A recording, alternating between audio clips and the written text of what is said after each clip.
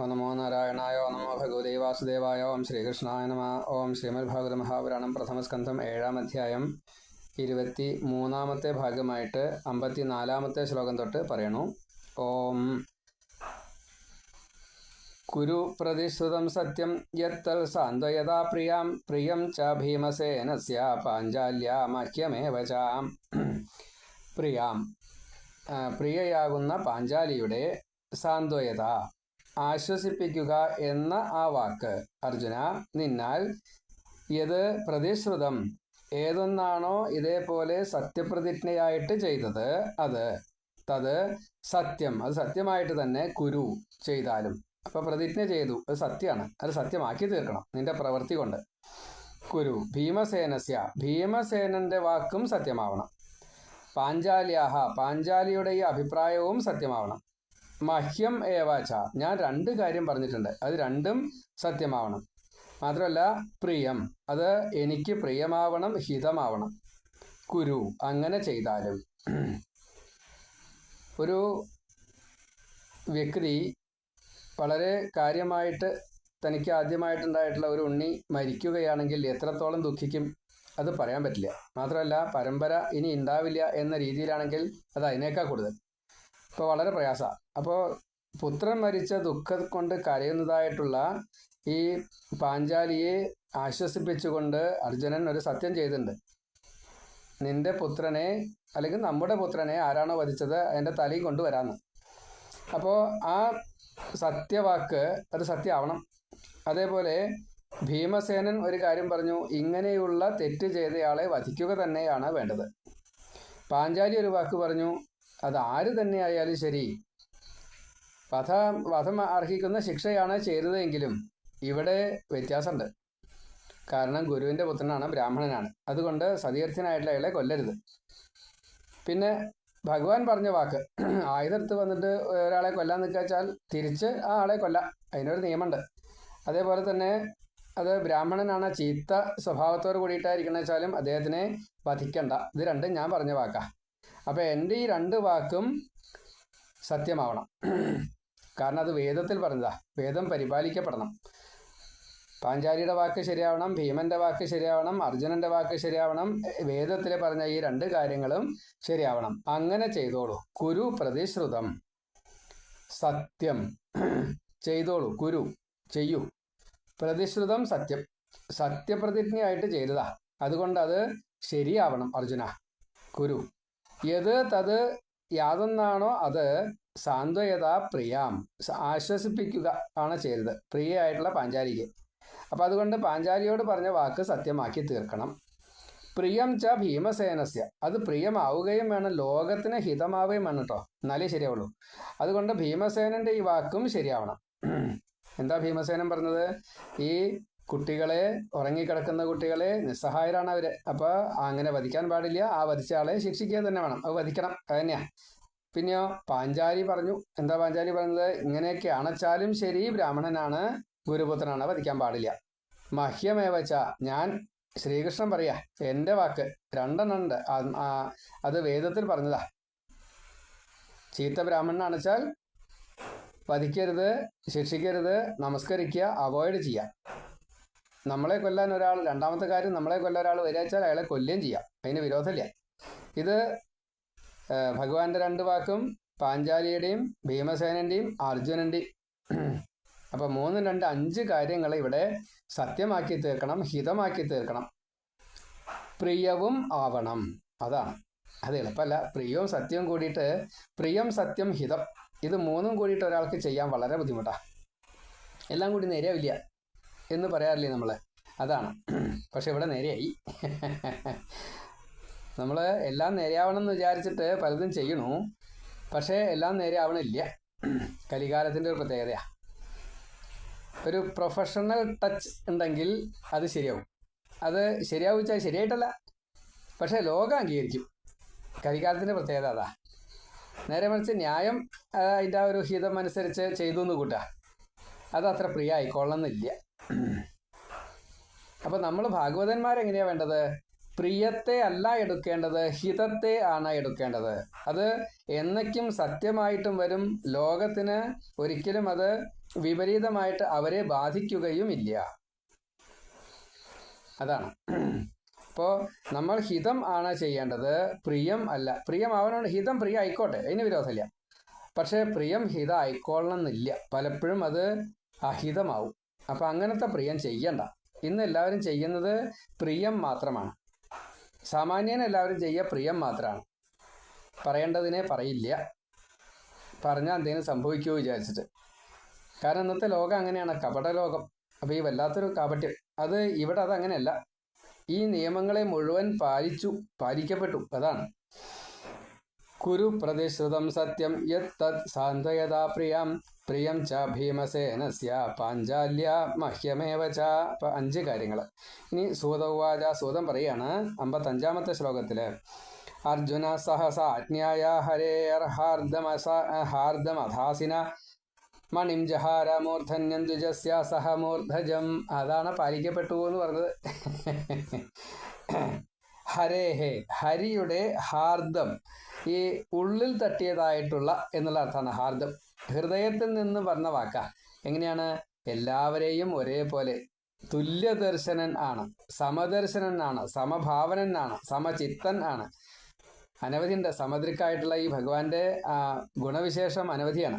അപ്പോൾ ഹാർദം വരും. അങ്ങനെ ആകുമ്പോഴേ ഈ ഹാർദം വരുള്ളൂ, അല്ലെങ്കിൽ ഹാർദം വരില്ല. അപ്പോൾ ഹൃദയത്തിലുള്ളതിനെ ആജ്ഞായ, അത് ആജ്ഞയായിട്ട് സ്വീകരിച്ചു. ഭഗവാന്റെ ഉള്ളിലിരിപ്പ് അങ്ങോട്ട് മനസ്സിലായി. അന്യന്റെ മനസ്സ് വായിക്കുക എന്നുള്ളത് ഒരു സിദ്ധിയാണ്. അപ്പം അത് ഭഗവാന്റെ ഉള്ളിലിരിപ്പ് മനസ്സിലായി അർജുനന്. അതുകൊണ്ട് അർജുനൻ സഹസ, വളരെ വേഗം തന്നെ അസീന, വാളുകൊണ്ട്. അസി എന്ന് പറഞ്ഞു കഴിഞ്ഞാൽ വാളാണ്. അസി എന്ന് പറഞ്ഞു കഴിഞ്ഞാൽ ആകുന്നു എന്നുണ്ട്. അപ്പോൾ അസി എന്ന് പറയുമ്പോൾ ആകുന്നു എന്നാണോ വാളാണോ എന്നുള്ളത് സാന്ദർഭികമായിട്ടേ അർത്ഥം എടുക്കാൻ പറ്റുള്ളൂ. ഇങ്ങനെ വിപരീതാർത്ഥങ്ങൾ ധാരാളമുണ്ട്. അതേപോലെ തന്നെ എന്താണ് പറയുക, ശ്രേഷ്ഠമായിട്ടുള്ള അർത്ഥങ്ങൾ ധാരാളമുണ്ട്. അപ്പോൾ ഒരു സാമ്യമില്ലാത്ത അർത്ഥങ്ങളെ ചിലപ്പോൾ ഒരു വാക്കിൽ നിന്ന് കിട്ടും. അപ്പോൾ നമ്മൾ ഇതിലിങ്ങനെയല്ലോ പറഞ്ഞെന്നാൽ മറ്റേലും അങ്ങനെയല്ലേ, അതിനിങ്ങനെ പറഞ്ഞിട്ട് പരിഭവിച്ചിട്ട് കാര്യമില്ല. ശരിക്കും മനസ്സിലാക്കിയില്ല വെച്ചാൽ ചിലപ്പോൾ അബദ്ധം വരും.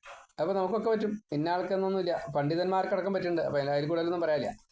അതെന്താ കാരണം വെച്ചാൽ ഈ സന്ദർഭം അങ്ങോട്ട് ഉൾക്കൊള്ളാൻ പറ്റുന്നില്ല. മനസ്സൊന്നും, നമ്മുടെ മനസ്സ് ചഞ്ചലാണ്. അപ്പോൾ ചഞ്ചലാകുമ്പോൾ ചിലപ്പോൾ ഉൾക്കൊള്ളാൻ പറ്റിയില്ല എന്ന് വരും. അപ്പോൾ ആ സന്ദർഭത്തിൽ ഓർമ്മ ഉണ്ടാവില്ല, പിന്നീട് ഓർമ്മ വരികയും ചെയ്യും. അപ്പോൾ ഇതിനെ മാറ്റാനും പറ്റില്ല. കാരണം ഇത് കഴിഞ്ഞു, പറയൽ കഴിഞ്ഞു. വാക്ക് അങ്ങനെയാണല്ലോ, പറഞ്ഞു കഴിഞ്ഞാൽ വാക്ക് പ്രശ്നമായി. തിരിച്ചെടുക്കാൻ പറ്റാത്ത സാധനം. എറിഞ്ഞ കല്ല്, എയ്ത അമ്പ്, മറ്റേ തോക്കാച്ചാൽ വിട്ട ഉണ്ട. അപ്പം അത് എറിഞ്ഞ വാക്ക്, പറഞ്ഞ വാക്ക് പിന്നെ എടുക്കാൻ പറ്റില്ല. എന്ന കൂട്ടത്തിൽ ഇവിടെ അസിന, വാളുകൊണ്ട് എന്താ ചെയ്ത്, ദ്വിജസ്യ, ബ്രാഹ്മണന്റെ മൂർധന്യം, തലയിലെ ശിരസിൽ, ഈ നെറുകയിൽ മണിയും, ഒരു രത്നമുണ്ട്. അത് എല്ലാവർക്കും ഇല്ല. ഇപ്പം സാളഗ്രാമത്തിൻ്റെ ഉള്ളിൽ രത്നം ഉണ്ടാവും എന്നാ പറയാ. എല്ലാ സാളഗ്രാമത്തിലും ഉണ്ടാവും. പക്ഷേ സാളഗ്രാമമാവണം, അത് ലോകഹിതത്തിനുള്ള സാളഗ്രാമമാവണം, സാത്വിക ഭാവത്തിലുള്ളതാവണം. ചിലപ്പോൾ എല്ലാ സാളഗ്രാമങ്ങളും സാത്വികമല്ല, ചിലത് കുലം നശിപ്പിക്കും. അപ്പം അതുകൊണ്ട് സാളഗ്രാമ പൂജ എന്നുള്ളത് കുറച്ച് സൂക്ഷിച്ച് വേണം ചെയ്യാനായിട്ട്. സാളഗ്രാമം കൊണ്ടുവരുമ്പോൾ നമുക്കതിൻ്റെ ലക്ഷണങ്ങൾ പുരാണങ്ങളിലൊക്കെ ധാരാളം പറഞ്ഞിട്ടുണ്ട്. പക്ഷെ അതൊന്നും അത്ര എടുക്കാൻ പറ്റും തോന്നുന്നില്ല. പുരാണങ്ങളിൽ പറഞ്ഞതിനെ നമുക്ക് അതിനെ എടുക്കാൻ പറ്റുമെന്ന് തോന്നുന്നില്ല. അത് അത്ര ശരിയാവില്ല. പല കാരണങ്ങളും അതിൽ യോജിക്കുന്നില്ല. അപ്പോൾ അതൊക്കെ പ്രശ്നമാണ്. നല്ലോണം അറിവുണ്ട് എന്ന് നടിക്കുന്നവർക്ക് പോലും ക്ലാരിഫിക്കേഷൻ ഉണ്ടോ എന്നുള്ളത് ചിന്തിച്ച് തന്നെ അറിയണം. നല്ല പ്രശ്നമാണ്. ചില കാര്യങ്ങൾ നമ്മൾ കേൾക്കുമ്പോൾ തന്നെ പലതും ഇന്നതെന്ന് പ്രത്യേകം പറയണില്ല. കാരണം ഒക്കെ ക്ലാസിഫൈഡ് ആയതുകൊണ്ട് പറയാൻ നിവൃത്തിയില്ല. അതുകൊണ്ടാണ്. അപ്പം ശരി എന്ന് തോന്നുന്ന പലതും തെറ്റാണ്.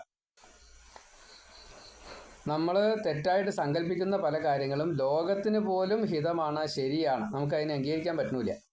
അത് കലികാലത്തിൻ്റെ പ്രത്യേകതയാണ്. അപ്പോൾ വളരെ മനസ്സിരുത്തിയാലേ ആ ഒരു ഭാവത്തിലേക്ക് നമുക്ക് എത്താൻ സാധിക്കുള്ളൂ. അപ്പോൾ ഇവിടെ ഈ ശിരസിലുള്ള മണി, രത്നം, അത് ഉത്തമർക്ക് മാത്രമേ ഉണ്ടാവുള്ളൂ. അപ്പോൾ അശ്വത്ഥാമാവ് ഉത്തമനാ, ശങ്കരാംശമാണ്, ദ്രോണരുടെ പുത്രനാണ്, കൃപിയുടെ പുത്രനാണ്. അതിനൊക്കെ അനവധി അർത്ഥങ്ങളുണ്ട്. ഈ ബ്രാഹ്മണ്യമൊക്കെ ഉണ്ടായിട്ടും അത് ബ്രഹ്മബന്ധുവായിട്ട് ജീവിച്ചു ദുര്യോധനൻ്റെ കൂട്ട്. ഒന്നുമില്ല, സുഖം കിട്ടിയില്ല എന്ന് മാത്രമാണ് കാരണേ. പാല് കിട്ടിയില്ല, അരിമാവേ തന്നുള്ളൂ. ദ്രോണർ വിചാരിച്ച ഈ ലോകം മുഴുവൻ സ്വന്താക്കാനുള്ള കഴിവുണ്ട്. പക്ഷെ ദ്രോണർക്ക് അത് വേണ്ട. എന്നാൽ മകൻ്റെ ഈ ഒരു ആവശ്യത്തിനെ നിറവേറ്റണമെന്ന് ആഗ്രഹമുണ്ട്. അപ്പം അതിനു വേണ്ടിയിട്ട് കേടില്ലാത്ത വിധത്തിൽ എന്ന നിലയ്ക്കാണ് അർജുനനെ ശിഷ്യനായിട്ട് കിട്ടാൻ വേണ്ടിയിട്ട് ഇവിടേക്ക് എത്തിയത്. കിട്ടിയത് ദുര്യോധനൻ തൊട്ടുള്ളവരെ കൂടി ആയിപ്പോയി. അർഹതയില്ലാത്ത ദുര്യോധനൻ്റെ അച്ഛൻ കാവൽക്കാരനായിട്ട് ഭരിച്ചത് കൊണ്ട് കുടിലതന്ത്രം സദാസമയത്തും ചെയ്യുന്നതായിട്ടുള്ള ശകുനിയുടെ കൂട്ട് ധൃതരാഷ്ട്രർക്കും ദുര്യോധനനും ഉണ്ടായതുകൊണ്ട് ആ ഗ്രൂപ്പ് മുഴുവൻ ഒരു പ്രത്യേക രീതിയിലായിപ്പോയി പ്രവർത്തനം. അതിനെ ഭീഷ്മർക്ക് പോലും തടുക്കാൻ പറ്റിയില്ല. ഭീഷ്മർക്ക് പറ്റിയില്ല, കൃപർക്ക് പറ്റിയില്ല, വിതുരർക്ക് പറ്റിയില്ല, ദ്രോണർക്കും പറ്റിയില്ല. കർണനെ പോലെ അപമാനിക്കപ്പെട്ടവരുടെ വിദ്വേഷം ഇവരുടെ കൂട്ടത്തിൽ ചേരുകയും ചെയ്തപ്പോൾ അത് വല്ലാത്തൊരു ഭാവത്തിലെത്തി. അസൂയയാണ് കാരണം. ഇന്ന് കലികാലത്തിൽ ഏറ്റവും കൂടുതൽ സ്വതേ ചതി, വഞ്ചന, കളവ്, ഇതാണ് കലിയിൽ ഏറ്റവും കൂടുതൽ കാണുക. അതിൻ്റെ ഈ കാരണം വരുന്നത് അസൂയയാണ്. ഗുരുവിന് ശിഷ്യനോട്, ശിഷ്യന് ഗുരുവിനോട്, രാജാവിന് പ്രജയോട്, പ്രജയ്ക്ക് രാജാവിനോട്, അച്ഛന് മകനോട്, മകൻ അച്ഛനോട്, ഭർത്താവിന് ഭാര്യയോട്, ഭാര്യ ഭാര്യയ്ക്ക് ഭർത്താവിനോട്. അതാണ് കലി. അപ്പോൾ അസൂയ, മാത്സര്യ, ഈർഷ്യ, അവമാന തൊട്ടുള്ള ഈ നെഗറ്റീവ്സ് കലികാലത്തിൽ നമ്മളെ എല്ലാവരെയും ബാധിച്ചിട്ടുണ്ടാവും. ഈ ബാധ എപ്പോഴാണ് പുറത്തു വരിക? തത്സമയം പുറത്തു വരും. നമ്മുടെ ഉള്ളിൽ നിന്ന് അറിയാതെ കണ്ട് പുറത്തു വരും. അത് ഗുരുവില്ല, ശിഷ്യയില്ല, ഒന്നുമില്ല, കലിയാണ്. അപ്പം അതിനെ വിജയിക്കാൻ സാധിക്കുന്ന ഒരാൾക്ക് മാത്രമേ യഥാർത്ഥത്തിലുള്ള ഭാഗവതനാവാൻ സാധിക്കുള്ളൂ. അപ്പം അതിന് ഏറ്റവും എളുപ്പമായിട്ടുള്ള മാർഗം പറഞ്ഞിരിക്കുന്നത് അങ്ങനത്തെ സ്ഥലങ്ങളിലേക്ക് പോകാതിരിക്കുക. അങ്ങനെ ഒരു സന്ദർഭം നമ്മുടെ ജീവിതത്തിൽ വരാതിരിക്കാൻ നമ്മൾ ശ്രദ്ധിക്കുക. അപ്പോൾ വളരെ പ്രധാനപ്പെട്ടതായിട്ടുള്ളൊരു കാര്യമാണ് ഈ ഇത്രയും ഉന്നതമായിട്ടുള്ള കുലത്തിൽ ജനിച്ച ആ അശ്വത്ഥാമാവിൻ്റെ ശിരസിലുള്ള ഈ മണിരത്നം, അത് മൂർധജം, തലയോട് കൂടിയിട്ട്, തലമുടിയോട് കൂടിയിട്ട്, മൂർധജം മുകളിൽ ജനിച്ചതായിട്ടുള്ള, മൂർധജം മുകളിൽ ജനിച്ച, തലയുടെ മൂർധാവിൽ ജനിച്ചതായിട്ടുള്ള എന്താ? മുടിയാണ്. അപ്പോൾ മുടിയോട് കൂടിയിട്ട്, മുടിയെ വടിക്കണം. മുടി വടിച്ച് ഈ രത്നം എടുത്ത് ജഹാര ഹരിക്കണം എന്നാ. അപ്പോൾ മുടി മുറിക്കണം, മുടി വടിച്ച് കളയണം. എന്നിട്ടോ ഈ രത്നത്തെ എടുക്കുകയും വേണം. എങ്ങനെ എടുക്കണം? കട്ട എടുക്കണം എന്നാ, ഹരിക്കണം. പിന്നീട് അവിടേക്ക് ഇടാൻ പറ്റില്ല. ഈ മൂർധാവിലുള്ള ഈ രത്നം എടുക്കുമ്പോഴത്തെ ഒരു കുഴപ്പം എന്താ വെച്ചാൽ അതൊരു വജ്രം പോലെയാണ്. വജ്രം കൊണ്ട് നമ്മുടെ ദേഹത്ത് ഒരു മുറി പറ്റി കഴിഞ്ഞാൽ അത് ഉണങ്ങാൻ വളരെ പ്രയാസമാണ്. ജീവിതകാലം മുഴുവൻ ഉണ്ടാവും എന്നൊക്കെയാണ് പറയുക. ശരിക്കും ഒരു ഡയമണ്ട് കൊണ്ട് ഒരു മുറി പറ്റി കഴിഞ്ഞാൽ വജ്രം വിഴുങ്ങിയ ആൾ മരിക്കും. അതിൻ്റെ കാരണം ഇതാ. എങ്ങനെ പൊതിഞ്ഞിട്ടും കാര്യമില്ല. അപ്പോൾ സൂതൻ പറയുകയാണ്, അർജുനഃ സഹസാ ആജ്ഞായ. അർജുനൻ വളരെ പെട്ടെന്ന് തന്നെ, വളരെ പെട്ടെന്ന് തന്നെ ആജ്ഞയായ, ഇത് ശ്രീകൃഷ്ണന്റെ ആജ്ഞയാണ്. ശ്രീകൃഷ്ണന്റെ ഉള്ളിലിരിപ്പ് മനസ്സിലാക്കിയതായിട്ടുള്ള അർജുനൻ ഈ ഉള്ളിലിരിപ്പ് അത് ആജ്ഞയാണ്, പറഞ്ഞിട്ടില്ല. ഹരേഹേ, ഭഗവാനായിട്ടുള്ള ഈ ശ്രീകൃഷ്ണനായിട്ടുള്ള ഹരിയുടെ ഹാർദം, ആ ഉള്ളിലിരിക്കുന്ന സ്നേഹത്തോട് കൂടിയിട്ടുള്ള നിയമത്തെ പരിപാലിക്കുക, പാലകനാണ്. അതിനെ അഥ, അപ്പോൾ തന്നെ അസിന, വാളുകൊണ്ട് മണിം ജഹാര, ഈ അശ്വത്ഥാമാവിൻ്റെ ശിരസിൽ മൂർധാവിലുള്ള മണിയെ, ഈ രത്നത്തെ എടുത്തു. അതങ്ങോട്ട് തുളക്കിയാണ്. എങ്ങനെ? മുടി ആദ്യം അങ്ങോട്ട് വടിച്ചു. മൂർധന്യം മൂർധാവിൽ ഉള്ളതായിട്ടുള്ള ഈ മണിം ജഹാര, മൂർധന്യം മണിം ജഹാര, ദ്വിജസ്യ, ഈ അശ്വത്ഥാമാവിൻ്റെ സഹ മൂർധജം.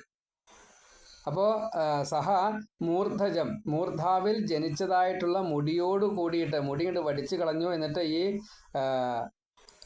രത്നത്തെ ആ തലയോട്ടി തുരന്ന് ഇങ്ങോട്ട് എടുത്തു. അവിടെ ഒരു തുളയുണ്ട്, ആ തുളയുടെ ഉള്ളിലാണ് അത്രേ.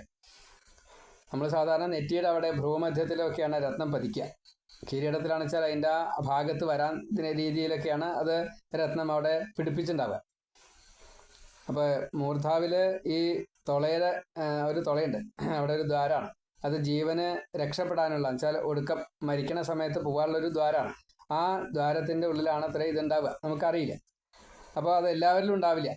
ഈ സാളഗ്രാമത്തിൻ്റെ ഉള്ളിൽ എല്ലാവരിലും ഉണ്ടാവില്ല, ചിലയിലുണ്ടാവും. ആ ഉള്ളത് ഏറ്റവും ഉത്തമം. അത് തന്നെ രത്നം ഏറ്റവും ഉത്തമമായിട്ടുള്ള രത്നമാണെങ്കിൽ അതിന് പ്രത്യേകം മൂല്യം എത്രയാണ് നിശ്ചയിക്കാൻ പറ്റാത്ത കൗസ്തുഭരത്നം അങ്ങനെയില്ല, അങ്ങനെയുള്ളതൊക്കെയാണത്. ഈ മണി അങ്ങനെയാണ്, അങ്ങനെ ഒരു രത്നമാണ്.